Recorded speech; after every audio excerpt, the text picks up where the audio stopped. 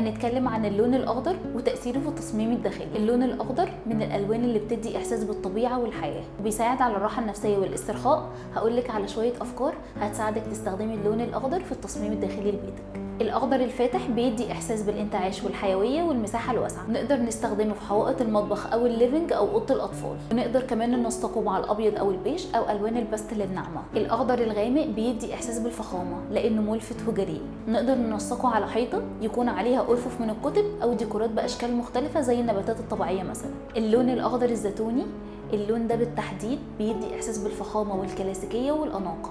بيكون هادي ومريح وبنقدر نستخدمه في المفروشات والستاير. ما تنسيش النباتات الطبيعية لأنها بتحسن من جودة الهواء بشكل كبير. ممكن نستخدمه مع ألوان محايدة زي البيج أو درجات مختلفة من الأخضر، وده علشان تحققي التوازن والتناغم ما بين الألوان وهيدي شكل ديكور مختلف تماما. والأفضل إنك تستخدميه في المطبخ، بيدي شكل جميل ومبهج. افتكري إن اللون الأخضر بالتحديد موجود عشان يديكي لمسة من الانتعاش والطبيعة، وبيكون مناسب لأي مساحة داخلية، وإنك تستخدميه بشكل صح بيخلق جو من الهدوء والراحة.